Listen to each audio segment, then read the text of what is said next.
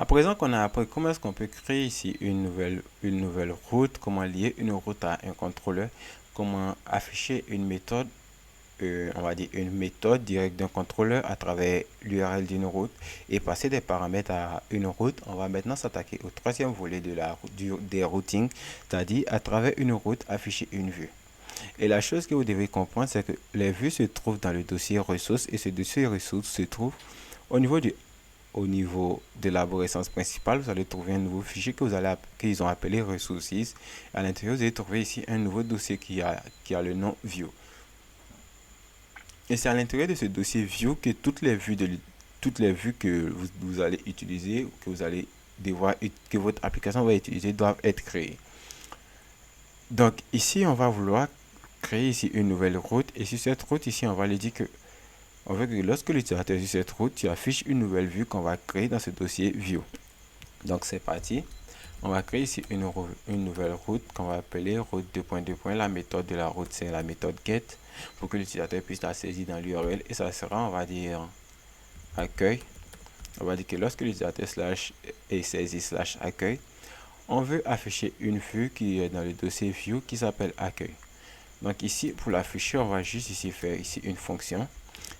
Et comme je l'ai dit ici, quand on met la fonction, c'est pour lui dire que lorsque tu vas aller ici cette route accueil, voilà c'est ce qu'on te demande de faire. Et cette fois ici, on va faire un return parce qu'on doit retenir la vue. Et pour retenir la vue, il faut toujours faire un return view. Et la vue aussi veut dire que je vais retenir une vue, mais laquelle? Et à l'intérieur ici, vous devez lui dire le nom de la vue que vous voulez retourner. Et ici, je vais dire que la vue que tu veux retourner s'appelle accueil. Et ici, je fais un point virgule et j'enregistre. Si je vais maintenant au niveau de mon navigateur et que j'actualise, tout va fonctionner. Mais si je vais maintenant sur l'URL /accueil que je viens de créer, et il va mettre un peu de temps et il me dira la vue accueil n'a pas été trouvée. Et pourquoi est-ce qu'il me dit que la vue accueil n'a pas été trouvée? Parce qu'il est venu fouiller dans le dossier ressources view et il n'a pas trouvé un fichier qui s'appelle accueil.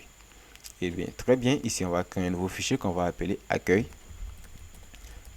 comme on a l'habitude de le faire.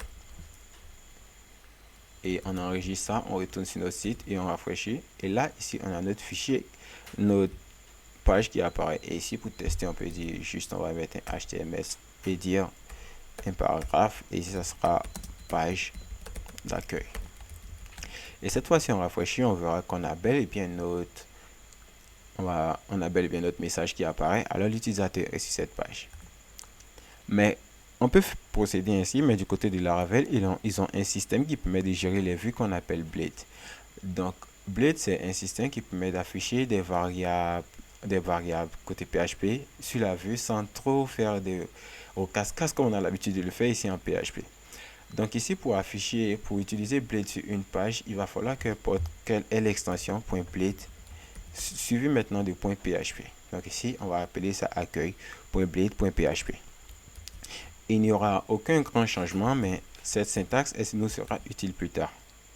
Donc là, si je récapitule, on vient ici sur la route, on met l'URL de la route, et ici on lui dit qu'on veut faire un return view. Ici on lui dit qu'on veut retenir une vue, et à l'intérieur on spécifie le nom de la vue.